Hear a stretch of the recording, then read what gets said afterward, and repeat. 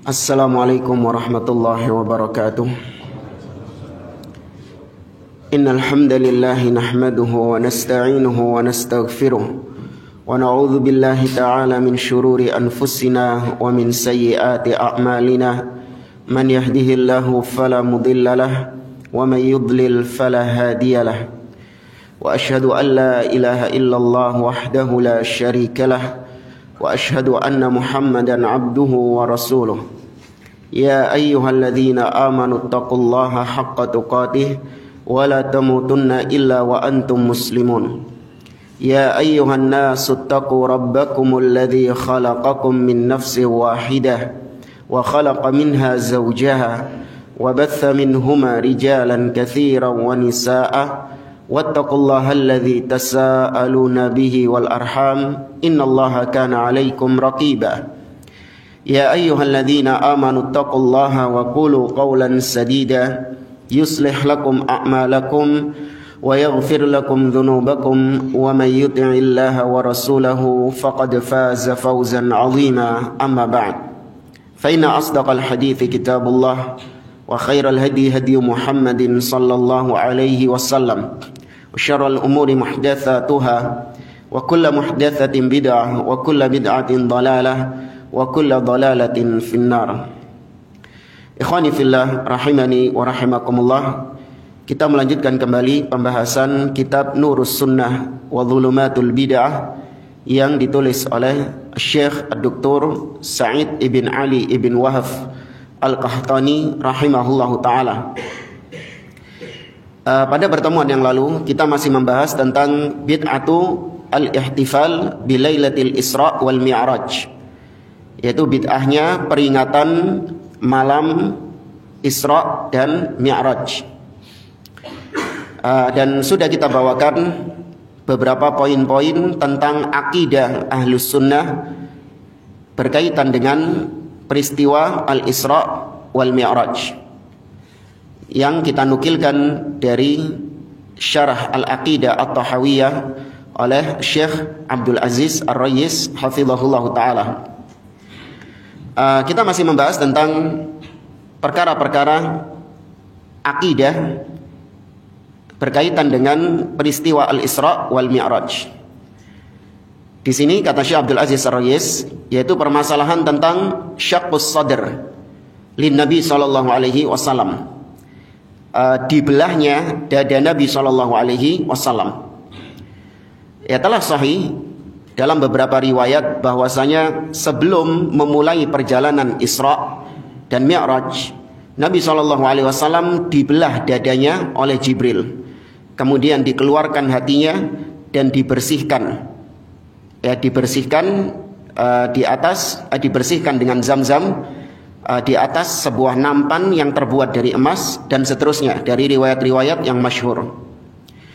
Bahkan kata beliau, hadis tersebut banyak diriwayatkan oleh para ulama ahli hadis seperti Imam Al-Bukhari dari jalan Malik ibn Sa'sa'ah, demikian juga dalam riwayat Anas dan yang lainnya. Bahkan Ibnu Hajar Al-Asqalani mengatakan wa fi dzalika aktsar min hadis. Dalam masalah ini lebih banyak hadis-hadis yang disebutkan tentang dibelahnya dada Nabi sallallahu alaihi wasallam ketika peristiwa Mi'raj. Wa qad naza'a fi sihhati hadza Ibnu Hazm. Al-Imam Ibnu Hazm mendebat atau menggugat kesahihan hadis tadi, yaitu dibelahnya dada Nabi sallallahu alaihi wasallam ketika sebelum memulai perjalanan Isra. Demikian juga Al-Qadhi Iyad, wa za'amu anna hadza lam yakun fil Isra wa ma dhahaba ilaihi fi nadharin wa qad akhta'a fi dzalik. Mereka berpendapat bahwasanya peristiwa dibelahnya dada Nabi sallallahu alaihi wasallam itu bukan terjadi ketika peristiwa Isra. Dan ini merupakan kekeliruan dari mereka berdua dan ulama-ulama yang semisal dengannya, yang menganggap bahwa tidak ada pembelahan dada Nabi ketika peristiwa Isra. Fa innar riwayat sharihatun fi annaha fil Isra. Padahal redaksi hadisnya kalau dibaca secara utuh itu sangat gamblang, sangat jelas menunjukkan bahwa peristiwa dibelahnya dada Nabi itu terjadi ketika Isra. Wa laisa hunaka mani' an yahsula syaqqus sadr fi awalin nubuwah wa aidan yushaqqu sadruhu marratan ukhra fi ibtida'il Isra. Dan bukan perkara yang aneh dan bukan hal yang patut untuk diperdebatkan kalau Nabi SAW itu memang mengalami 2 kali peristiwa pembelahan dada. Yang pertama kapan? Ketika beliau masih kecil, ketika masih diasuh oleh Halimah, ya, sampai akhirnya mau dikembalikan kepada ibunya. Ya, sebagaimana yang masyhur di dalam sirah. Itu memang peristiwa pembelahan dada Nabi SAW yang pertama. Apa yang mencegah kita untuk mengimani kalau Nabi SAW kemudian dibelah lagi ketika peristiwa Isra? Li'annahu sayantaqilu ila halati akbar sallallahu alaihi wasallam. Karena ketika peristiwa Isra, Nabi SAW itu akan mengalami suatu peristiwa yang besar, kondisi yang lebih besar lagi. Kalau yang pertama itu mempersiapkan Nabi SAW untuk menerima risalah kenabian. Ya, sedangkan peristiwa yang kedua, pembelahan dada Nabi, yaitu Nabi SAW akan diangkat naik, ya, menuju Sidratul Muntaha, posisi yang sangat dekat dengan Allah Subhanahu wa taala. Maka Ahlus Sunnah mengimani dua-duanya. Nabi 2 kali dibelah dadanya, enggak ada masalah. Wa minal mu'asirin man naza'a fi dzalika aqlan. Nah, beda lagi sama orang-orang di zaman sekarang. Ya, sebagian orang-orang di zaman sekarang mendebat tentang peristiwa pembelahan dada Nabi SAW. Tapi perdebatan mereka bukan tentang apakah pembelahan dada itu ketika Nabi masih kecil atau ketika Nabi mau Isra, bukan. Tapi yang diperdebatkan sama orang zaman sekarang adalah mereka menggunakan rasio, menggunakan akal mereka. Gak mungkin orang dibelah dadanya masih hidup. Ya, sehingga mereka menggugat kesahihan hadis-hadis yang menunjukkan dibelahnya dada Nabi SAW, baik ketika Nabi masih kecil atau ketika mau peristiwa Isra, dua-duanya didustakan oleh mereka. Dengan apa? Akal. Wa annal aqla la yaqbal mithla hadza. Kata mereka, akal enggak mungkin menerima peristiwa seperti itu. Enggak masuk akal. Ya. Wa mithlu haula la yanbaghi an yunshaghala bihim. Dan orang-orang seperti ini enggak perlu kita menyibukkan diri. Ya, enggak perlu kita menggubris ucapan mereka. Ya, orang-orang yang senantiasa memperdebatkan dalil dengan akal, maka enggak perlu digubris, enggak perlu dihiraukan. Karena kata beliau, fa innal aqlaniyin la hududa lahum. Karena orang-orang yang menggunakan akal, mereka itu enggak punya batasan di dalam agama. Karena namanya akal itu enggak ada batasnya. Akal manusia antara satu dengan yang lain berbeda-beda. Bahkan akal seseorang sendiri itu tidak ada batasnya. Terus tatawur, apa yang sebelumnya tidak masuk akal, ternyata di kemudian hari masuk akal juga bagi dia. Maka kalau agama dipahami dengan akal, tidak ada batasan yang tepat, tidak ada batasan yang benar. Semua bisa dianggap salah dan semua juga bisa dianggap benar apabila akal membenarkan dan menyalahkan hal tersebut. Ya, jadi kalau ada seorang yang mengatakan bahwa isbal, menjulurkan pakaian melebihi mata kaki itu disiksa di neraka, katanya nggak masuk akal, maka lebih nggak masuk akal lagi ya penyanyi dangdut berdakwah. Ya, itu jauh lebih nggak masuk akal. Maka Ahlus Sunnah mengimani peristiwa tersebut. Kemudian permasalahan yang lain, ru'yatun Nabi SAW li Rabbih fil Isra, yaitu tentang Nabi SAW melihat Allah Subhanahu wa taala tatkala peristiwa Isra dan Mi'raj. Ini ada khilaf. Tapi khilafnya ini adalah khilaf secara lafal, khilaf secara lafzi. Di mana Nabi SAW menegaskan bahwasanya Abdullah bin Abbas radhiyallahu anhu menegaskan bahwasanya Nabi SAW melihat Allah. Ya, ra'an Nabi SAW rabbahu. Ketika peristiwa Isra dan Mi'raj atau ketika peristiwa Mi'raj, Nabi SAW melihat Rabbnya. Ya, melihat Rabbnya. Namun ternyata dalam riwayat yang lain Nabi SAW ketika ditanya, hal ra'aita rabbak, wahai Rasulullah, apakah engkau melihat Rabbmu? Maka Nabi mengatakan, nurun anna arahu, ada cahaya. Bagaimana bisa aku melihat Allah Subhanahu wa taala? Ada cahaya yang menghalangi antara aku dengan Allah. Itulah cahaya Allah yang menjadi hijabnya. Yang Nabi mengatakan hijabuhun nur. Hijabnya Allah itu adalah cahaya. Lau kasyafahu la ahraqat subuhatu wajhihi mantaha ilaihi basaruhu. Seandainya hijab ini disingkap, maka setiap yang kena pandangan mata Allah akan terbakar dengan keindahan wajah Allah Subhanahu wa taala. Dan maka Nabi tidak melihat Allah. Tapi dalam riwayat Ibnu Abbas tadi, Nabi dinyatakan melihat Allah Subhanahu wa taala. Nah, kalau digabungkan kata para ulama, Nabi SAW memang tidak melihat Allah ayanan secara kedua matanya. Ya, tidak melihat Allah secara kedua matanya, karena tidak ada yang melihat Allah ketika di dunia. Ini sepakat para ulama. Adapun Abdullah bin Abbas ketika mengatakan bahwa Nabi melihat Allah, maka maksudnya adalah bifuadih. Nabi melihat Allah dengan hatinya. Dan Nabi SAW melihat Allah dengan hatinya, bukan melihat dengan mata kepala. Ini sesuai dengan firman Allah dalam surah An-Najm, ma kadzabal fuadu ma ra'a. Ya, kata Allah Subhanahu wa taala, hatinya itu tidak mendustakan apa yang dilihat. Ya, hatinya Nabi tidak mendustakan apa yang dilihat. Maka berarti Nabi SAW melihat dengan hatinya.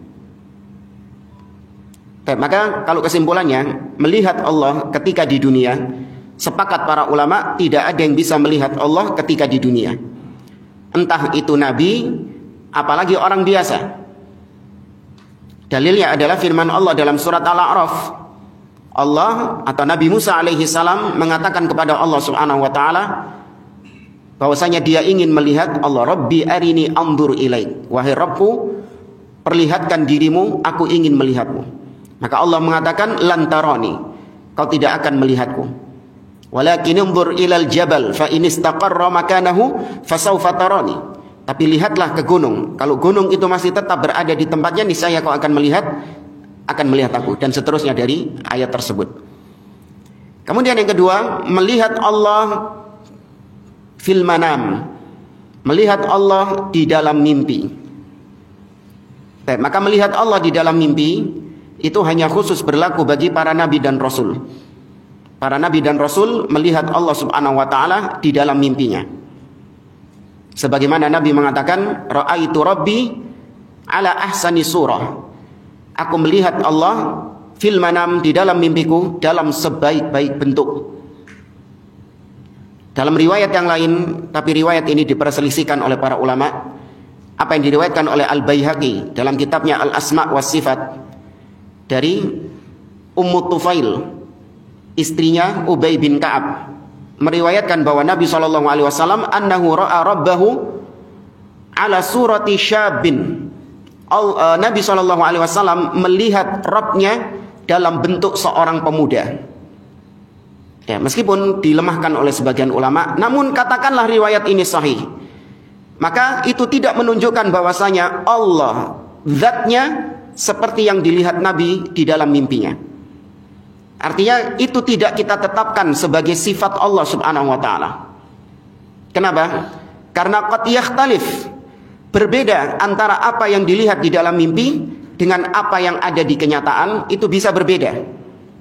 Sebagaimana misalnya di antara dalilnya, Nabi Yusuf alaihi salam ketika melihat di dalam mimpinya, inni ra'aitu ahada asyara kaukaba wasyamsa wal qamar ra'aituhum li sajidin. Aku melihat ada 11 bintang, matahari dan bulan sujud kepadaku.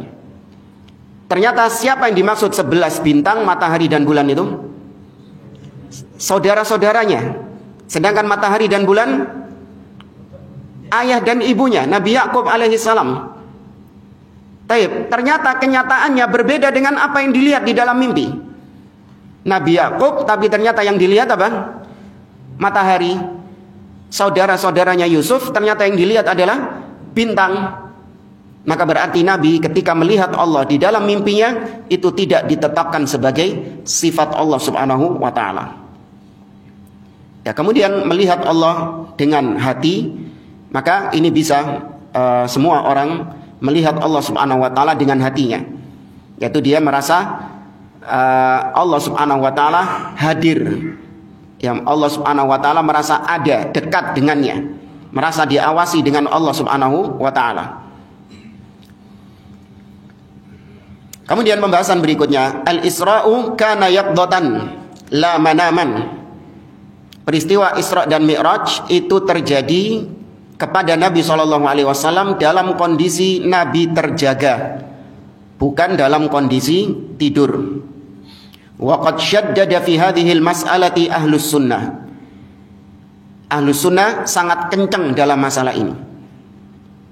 Ya, artinya yang mengingkari kalau Nabi SAW itu Isra Mi'rajnya dalam kondisi terjaga, dan dia mengatakan bahwa Isra dan Mi'raj dalam kondisi tidur, maka Ahlus Sunnah sangat keras dalam masalah ini. Dia dibid'ahkan oleh Ahlus Sunnah wal Jamaah, dianggap menyimpang oleh Ahlus Sunnah, sebagaimana dinukilkan dari Al-Imam Ibnu Qayyim Al-Jauziyah dan juga Imam Ahmad, bahwasanya annal qaula bi annahu kana manaman huwa qaulul Jahmiyah. Pendapat yang mengatakan bahwa Isra dan Mi'raj itu terjadi ketika Nabi tidur, yaitu terjadi ketika Nabi bermimpi, maka itu adalah pendapatnya Jahmiyah.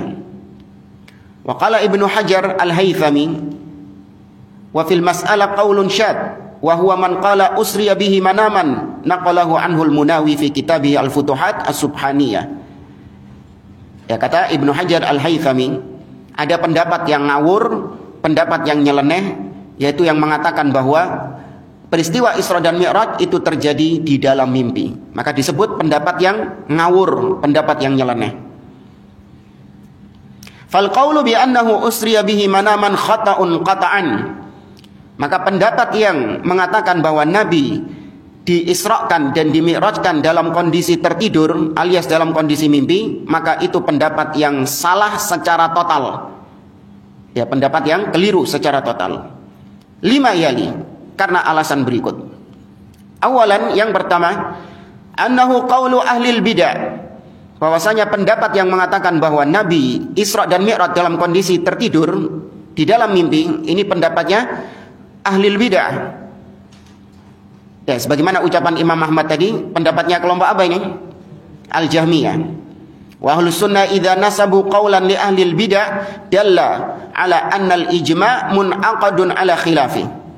Dan ahlus sunnah, para ulama-ulama itu kalau sudah mengatakan bahwa ini ucapannya ahlul bid'ah, kalau mereka sudah menisbatkan suatu pendapat kepada ahlul bid'ah, berarti otomatis ahlus sunnah memahami sebaliknya. Jadi nggak perlu repot-repot terus Ahlus Sunnah gimana? Enggak, lihat saja kebalikannya apa. Maka Ahlus Sunnah kebalikan dari apa yang dipahami oleh ahlul bid'ah tersebut. Kemudian alasan kedua, Allah mengatakan dalam firman-Nya, Subhanalladzi asra bi 'abdihi. Maha suci Allah yang telah memperjalankan hambanya. Ya, maka dari sini saja, dari lafalnya saja, ayat ini menunjukkan bahwasanya memperjalankan itu secara asal dalam kondisi terjaga, melek, ya, bukan dalam mimpi. Kemudian alasan yang ketiga, kenapa ucapan atau pendapat yang mengatakan Nabi Isra dan Mi'raj dalam kondisi tertidur itu pendapat yang ngawur, yaitu kata beliau, kalau seandainya Nabi Isra Mi'rajnya itu dalam kondisi mimpi tertidur, maka itu bukan suatu peristiwa yang agung, bukan suatu peristiwa yang besar. Dan gak mungkin orang-orang kafir Quraisy mendustakan peristiwa tersebut. Karena orang namanya mimpi, isok sembarang kalir. Paham jamaah? Antum mimpi, ya antum ceritakan kepada anak, Ustaz tadi malam saya mimpi. Dari Surabaya pergi ke Mekah, kemudian dari Mekah balik lagi ke Surabaya hanya dalam waktu 1 menit. Percaya anak? Lalu apa? Mimpi. Mimpi antum cerita apapun di dalam mimpi, hal yang khayal, yang nggak masuk akal, percaya kita, percaya mimpinya. Iya, anak percaya kalau antum mimpi seperti itu. Maka ketika Nabi menceritakan kepada orang-orang Quraisy bahwa beliau mengalami atau melakukan perjalanan dari Mekah ke Baitul Maqdis, naik ke atas langit hanya dalam waktu beberapa malam, kalau itu mimpi, ya biasa wahai orang-orang Quraisy. Tapi ketika Nabi menceritakan hal itu dalam kondisi terjaga, baru mereka gempar. Ya kan? Baru mereka gempar. Dan maka kalau mimpi tidak ada keistimewaan dari peristiwa Isra Mi'raj tersebut. Kemudian permasalahan yang berikutnya, kanal Isra bi badanihi la bi ruhihi fahasab. Keyakinan ahlu sunnah berikutnya tentang peristiwa Isra dan Mi'raj, yaitu Isra dan Mi'raj itu dengan jasadnya Nabi, jangkep, lengkap, ya, ruh dan badan. Bukan hanya ruhnya saja yang Isra dan Mi'raj, tapi ruh dan badan. Qala Ibnu Hajar Al-Haythami, berkata Al-Imam Ibnu Hajar Al-Haythami, wa man qala innal Isra kana bi ruhihi fahasab fa inna qawlahu qawlun syadz. Barang siapa yang berpendapat bahwasanya Nabi itu Isra-nya cuman ruhnya saja tanpa jasad, maka ini pendapat yang ngawur, pendapat yang nyeleneh. Falidal qaulus shawab fi hadhihi al-mas'alah huwa annal Isra'a kana bi badanihi la bi ruhihi. Maka yang benar, Nabi SAW itu Isra dan Mi'raj dengan jasadnya dan ruhnya, bukan hanya ruhnya saja. Di antara dalilnya firman Allah, subhanalladzi asra bi 'abdihi lailan minal masjidil haram ilal masjidil aqsa. Ayat pertama dalam surat Al-Isra. Ayat ini kata beliau, annahu yashmalul badan war ruh. Ketika Allah menyebutkan bi 'abdihi, maha suci Allah yang memperjalankan hambanya. Hamba itu secara asal itu apa, ruhnya saja atau lengkap sak jasadnya? Lengkap secara asal. Sebagaimana misalnya ketika kita mengatakan bahwa aku melihat sebuah mobil, maka apakah mungkin Anda memahami bahwa yang saya lihat cuma spionnya saja? Gini loh, saya cerita kepada antum, kemarin Ana ngelihat mobil Lamborghini misalnya. Nah, ucapan saya ini mungkin nggak antum pahami yang saya lihat cuman spionnya tok? Nggak mungkin. Pasti yang anda pahami dari ucapan saya melihat sebuah mobil, yaitu mobil yang apa? Oto, mobil yang lengkap. Ya, maka secara asal subhanalladzi asra bi 'abdihi, Allah sebutkan hambanya, maka secara asal lengkap ruh dan jasadnya. Kemudian yang kedua, diantara dalilnya bahwasanya kalau Nabi diperjalankan dengan ruhnya saja, maka itu bukan suatu hal yang istimewa, bukan suatu hal yang luar biasa. Ya, itu hal yang biasa saja. Bahkan orang-orang kafir Quraisy itu, sebagaimana disebutkan dalam banyak sirah nabawiyah, orang-orang Quraisy itu di zaman jahiliyah, mereka meyakini bahwa seorang yang mati dalam kondisi yang mengenaskan, entah dia dizalimi sama orang lain, dibunuh sama orang lain, ya, mati dalam kondisi yang mengenaskan, maka ruhnya itu menuntut balas dendam. Dia, ruhnya tidak akan tenang sampai dendamnya terbalaskan. Itu keyakinan orang-orang jahiliyah, yang wallahu a'lam kok diimpor sama orang Indonesia. Ya, yang mati dalam kondisi mengenaskan, maka ruhnya akan menuntut balas. Ya, padahal tidak ada akidah demikian di dalam Islam. Mau matinya terdolimi atau tidak terdolimi, namanya orang meninggal, maka tidak akan mungkin kembali ke dunia ini. Tidak mungkin dia masih menetap di dunia ini. Sudah beda alam dia. Maka kalau Isra dan Mi'raj itu dengan ruh, maka itu hal yang biasa bagi orang-orang Quraisy. Karena mereka meyakini bahwa ruh itu memang bisa berjalan-jalan di atas muka bumi ini. Nah, Kemudian pembahasan berikutnya, minal fawaidil izam fi qissatil Isra'i wal Mi'raj itsbatu uluwillah. Di antara pelajaran yang sangat besar dari peristiwa Isra dan Mi'raj yaitu penetapan sifat ulu, ketinggian bagi Allah Subhanahu wa taala di atas. Ya. Dan anehnya orang-orang yang rutin, rajin, getol menggelar peringatan Isra dan Mi'raj, mereka menolak Allah Subhanahu wa taala berada di atas. Padahal katanya peristiwa Isra dan Mi'raj ini untuk mengingatkan kita akan satu peristiwa yang besar yang pernah dialami Nabi SAW, bla bla, untuk mengenalkan ini kepada kaum muslimin agar mereka cinta kepada Nabi SAW. Padahal pelajaran yang paling besar dari peristiwa Isra dan Mi'raj, di antara pelajaran yang terbesar adalah penetapan sifat Allah berada tinggi di atas. Karena namanya Mi'raj kemana? Ke atas. Ya, Mi'raj, namanya Mi'raj itu ke atas, naik ke atas. Ta'rujul malaikatu warruh. Sebagaimana firman Allah, malaikat-malaikat dan juga Jibril alaihi salam, mereka naik ta'ruju, Mi'raj, menuju Allah ke atas. Tapi ternyata mereka mendustakan Allah berada tinggi di atas. Kata beliau Al-Imam Ibnu Abil Izz Al-Hanafi dalam kitabnya Syarah Al-Aqidah Tahawiyah, beliau menyebutkan li'annal haditha sarihun fi annahu usriya bihi thumma urija bihi. Ini merupakan perkara yang ditetapkan oleh Ahlus Sunnah karena jelas sekali dalil-dalilnya. Nabi SAW ketika Mi'raj itu tajawazas sama as-sabi'ah, melampaui langit yang ketujuh, wa balagha mablaghan, sampai kepada suatu titik yasma'u fihi sariful aqlam fakallamahu rabbuhu subhanahu wa ta'ala, sampai pada suatu titik yang mana Nabi SAW di titik tersebut Allah mengajak bicara kepada Nabi SAW.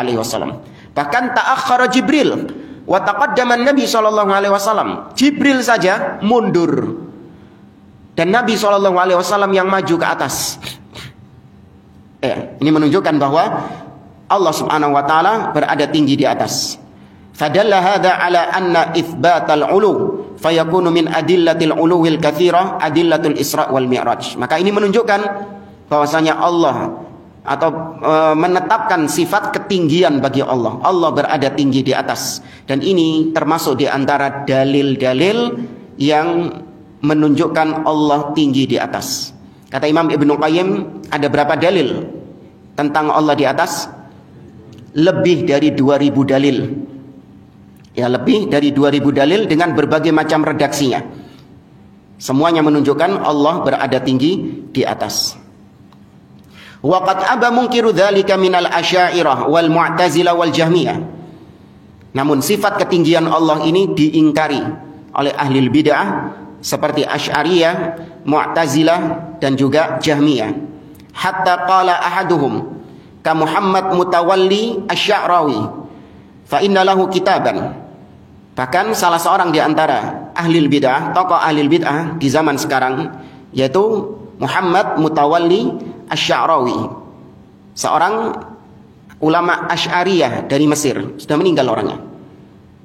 Ya, tahu ya, pernah dengar ya namanya? Ya, Mutawalli Asy-Sya'rawi. Dia punya kitab tafsir. Ya, dia punya kitab tafsir yang masyhur. Dia mengatakan kurang lebihnya, wa fi qissatil Isra wal Mi'raj ma yadullu ala anna Allah fi kulli makan. Dan dalam peristiwa Isra dan Mi'raj menunjukkan bahwa Allah Subhanahu wa taala itu ada di mana-mana. Ya, dalam peristiwa Isra dan Mi'raj itu adalah dalil bahwa Allah ada di mana-mana. Ai huwa fis sama wa fil ardi wa fi ghairihi. Kata dia, Allah itu juga ada di langit, Allah juga ada di bumi dan di tempat yang lain.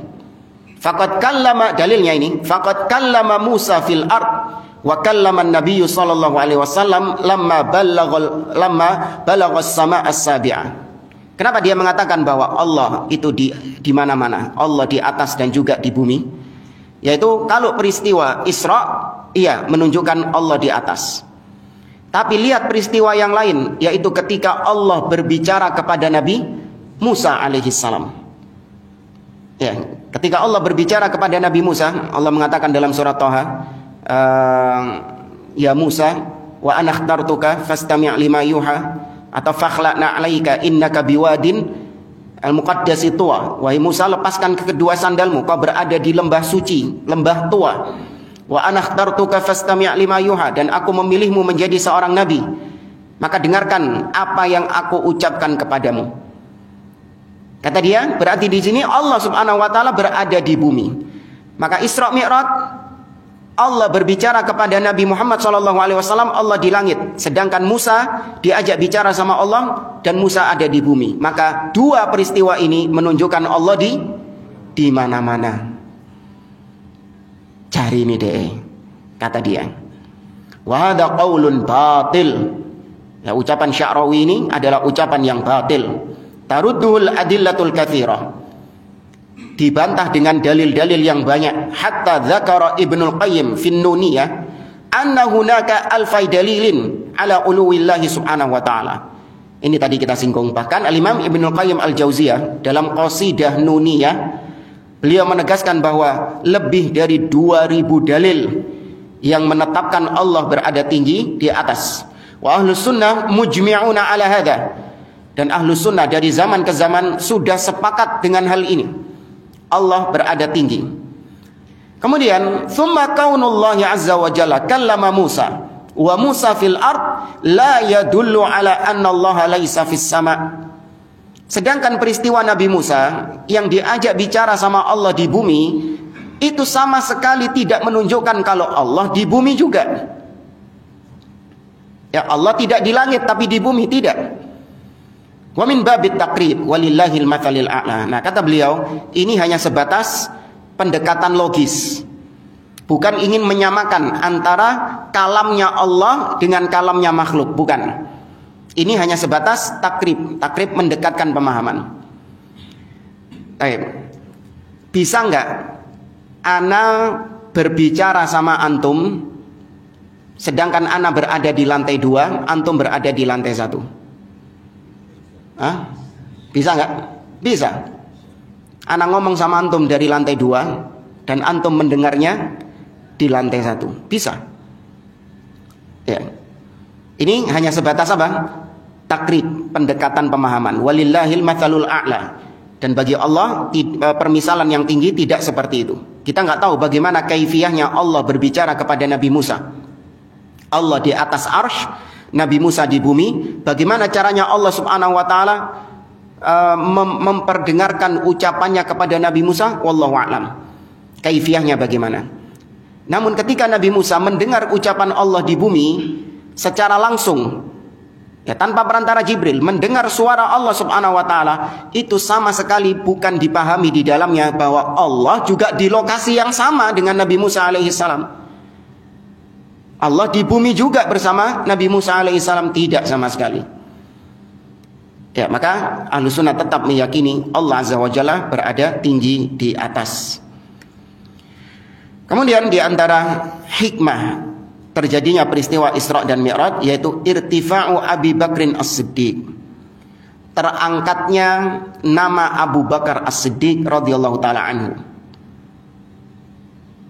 Kata beliau, di antara hikmah yang sangat agung dari peristiwa Isra dan Mi'raj yang hendaklah seorang muslim, kata beliau, mengambil ibrah dan mengambil pelajaran di dalamnya, yaitu anna fi hadhil ayatil azimah irtafa'a Abu Bakrin As-Siddiq radhiyallahu taala anhu wa summiya siddiqan, yaitu terangkatnya Abu Bakar As-Siddiq radhiyallahu taala anhu, dan dengan peristiwa itulah Abu Bakar dijuluki dengan As-Siddiq.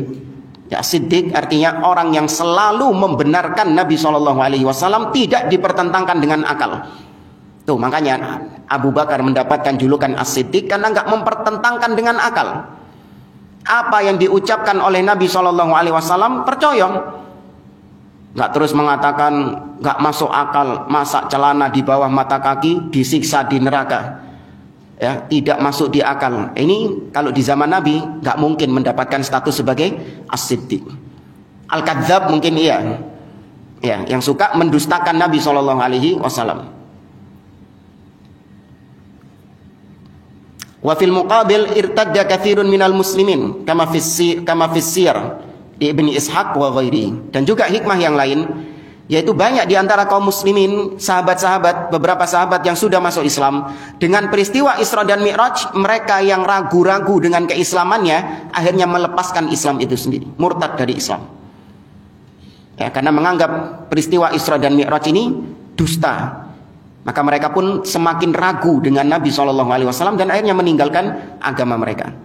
Ada yang semakin yakin dengan Nabi dan justru ada yang murtad dari Islam. Baik, kisahnya kata beliau, Abu Bakar didatangi oleh orang-orang Quraisy dan orang-orang Quraisy menceritakan tentang peristiwa yang dialami Nabi SAW. Diceritakan bahwa Muhammad melakukan begini-begini, telah menceritakan kepada kami Muhammad melakukan perjalanan dari Mekah menuju ke Palestina dan seterusnya. Dalam riwayat yang lain, qad balagha sahibukal junun, sungguh sahibmu itu sudah kenemenan, terlalu parah gendengi. Ya, kata orang-orang Quraisy, maksudnya Muhammad itu sudah terlalu parah gilanya. Maka Abu Bakar mengatakan, wallahi la in kana qalahu laqad sadaq. Sungguh, kalau memang Muhammad yang mengucapkan demikian, sungguh dia berkata jujur. Dalam riwayat yang lain dikatakan, in kana kama qal fasadaqtu. Kalau memang benar Muhammad yang menceritakan seperti itu, aku percaya. Bahkan keimanan Abu Bakar ini itu juga ditegaskan oleh Nabi SAW. Nabi suatu ketika pernah bersama para sahabat-sahabatnya. Kebetulan Abu Bakar dan Umar gak hadir ketika itu. Nabi menceritakan, bainama rajulun yasuqu baqaratan id raqibaha wa darabaha faqalat ma khuliqna li hada innama khuliqna lil hiratha.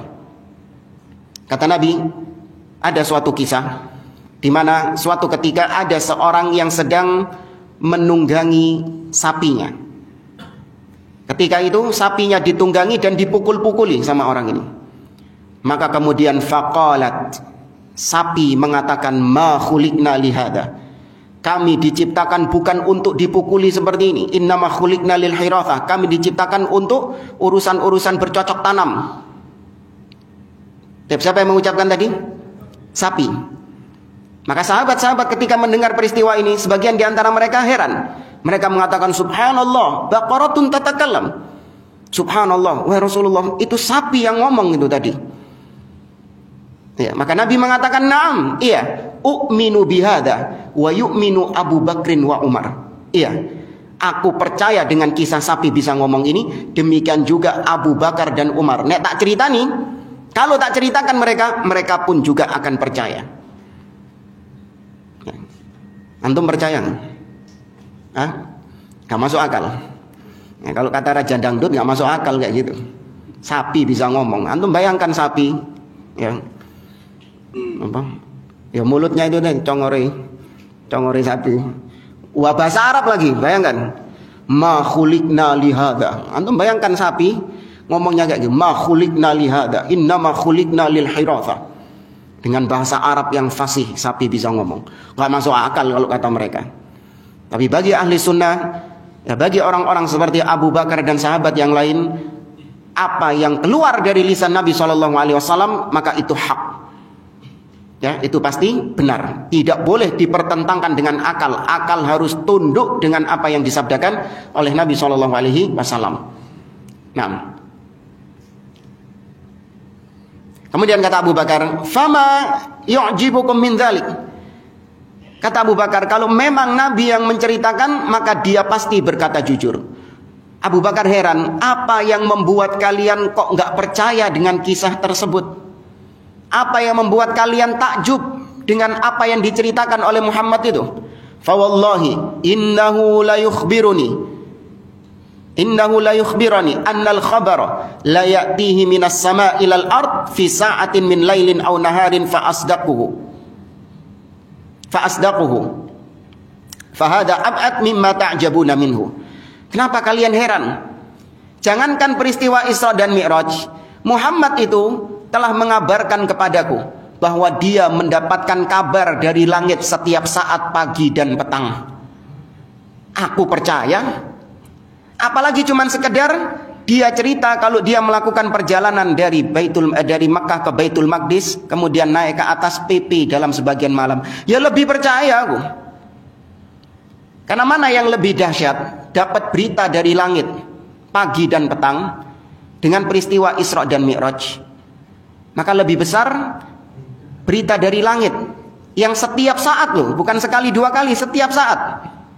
Nabi mendapatkan wahyu dari Allah, Nabi mendapatkan wahyu dari Allah. Itu saja aku percaya. Apalagi peristiwa Isra dan Mi'raj yang cuma sekali. Maka aku lebih percaya dengan itu. Maka kenapa kalian heran kalau aku percaya dengan hal tersebut? Ya, makanya luar biasa para sahabat Nabi SAW, kecintaannya kepada beliau. Sampai-sampai Abu Sufyan, ketika beliau masih dalam kondisi kesyirikannya, Abu Sufyan sampai mengatakan, ma ra'aitu ahadan yuhibbu ahadan kahubbi ashabi Muhammadan.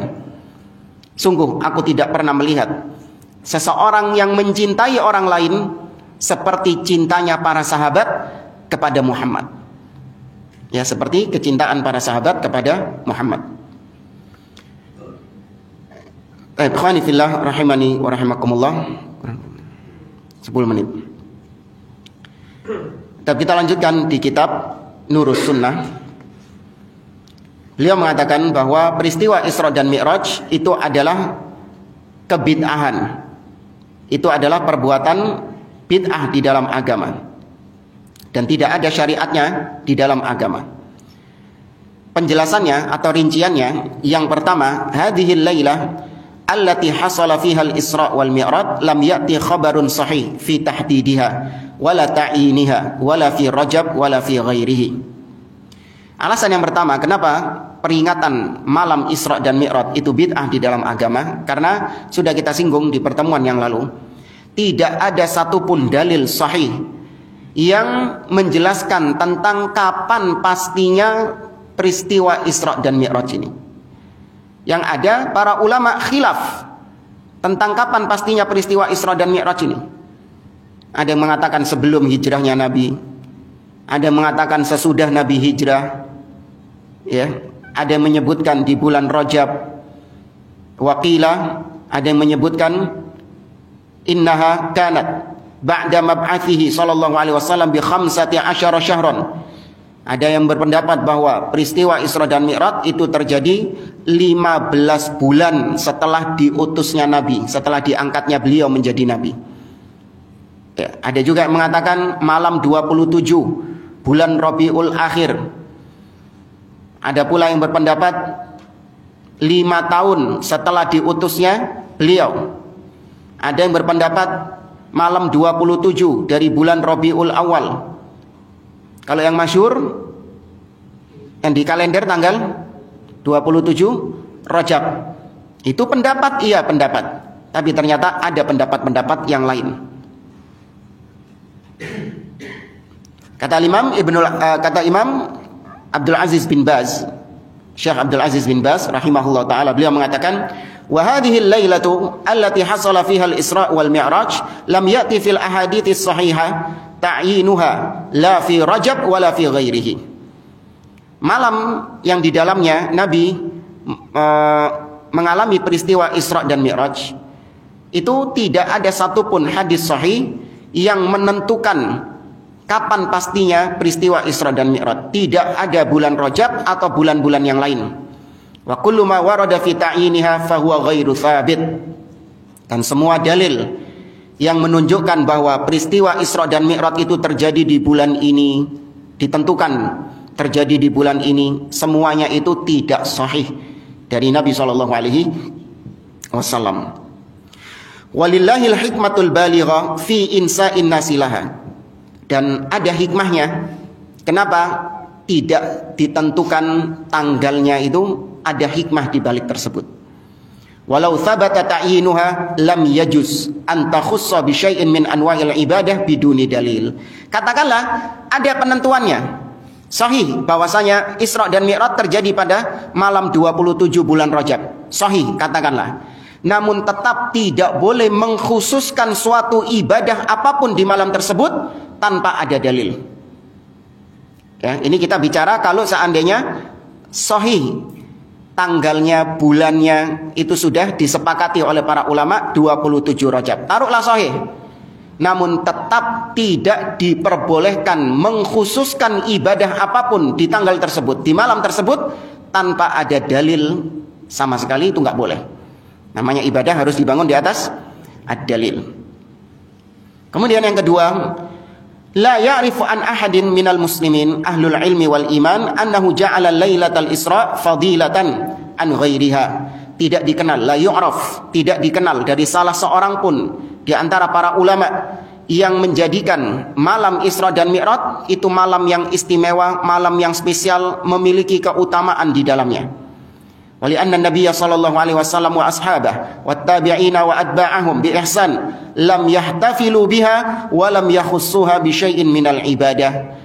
Apalagi Nabi, para sahabat, para tabi'in, para tabi'ut tabi'in dan setelahnya, mereka tidak diriwayatkan sama sekali memperingati malam Isra Mi'raj, tidak pula mengkhususkan ibadah apapun di dalamnya. Walam yadhkuruha, dan mereka pun tidak melakukan peringatan-peringatan, momentum-momentum, tidak. Ini membantah statement sebagian orang. Iya, yang nggak boleh itu kalau kita memperingati malam Isra Mi'raj itu adalah dengan ritual ibadah khusus, melakukan begini-begini. Tapi kalau diperingati dengan pengajian, tablik akbar, dalam rangka memperingati Isra dan Mi'raj, maka nggak ada masalah. Kan kita hanya memanfaatkan momentum saja. Maka dibantah, enggak, itu sama saja merayakan apa? Isra dan Mi'raj, hatta cuman pengajian saja. Ya, ngadakan tablik akbar dalam rangka memperingati Isra dan Mi'raj, hatta cuman pengajian saja. Kenapa demikian? Karena itu sudah terhitung masuk mengadakan hari Id, mengadakan hari Id. Karena namanya hari Id itu adalah hari yang diperingati tiap tahun dengan apapun peringatannya, mau makan-makan, mau bikin pengajian, pokoknya hari yang diperingati di dalamnya dengan peringatan-peringatan tertentu, maka berarti dia sedang mengadakan hari Id, dan hukumnya mengadakan hari Id bid'ah di dalam agama. Walau kana al-ihtifalu biha amran masyru'an la bayyanahu Rasulullah sallallahu alaihi wasallam lil ummah. Seandainya peringatan Isra dan Mi'raj itu disyariatkan, maka tentu Nabi sudah jelaskan. Ya, nggak usah khawatir, lengkap agama Islam, Nabi pasti sudah menjelaskannya kepada umat. Sholat gerhana saja yang cuma dialami oleh Nabi beberapa kali, ya diriwayatkan 2 kali, nggak sampai 3 kali Nabi SAW mengalami sholat gerhana. Itu puluhan hadis yang meriwayatkan tentang bagaimana sholat gerhananya Nabi SAW. Nah, kalau peristiwa Isra dan Mi'raj harusnya tiap tahun kan ada. Maka kenapa tidak ada satupun dalil yang menunjukkan bagaimananya Nabi memperingati Isra dan Mi'raj tersebut? Dan tidak dinukil atau tidak disebutkan oleh para ulama dalam kitab-kitab fikih mereka. Ya. Kemudian yang ketiga, ini bantahan secara umum bahwasanya agama ini sudah sempurna. Al-yauma akmaltu lakum dinakum.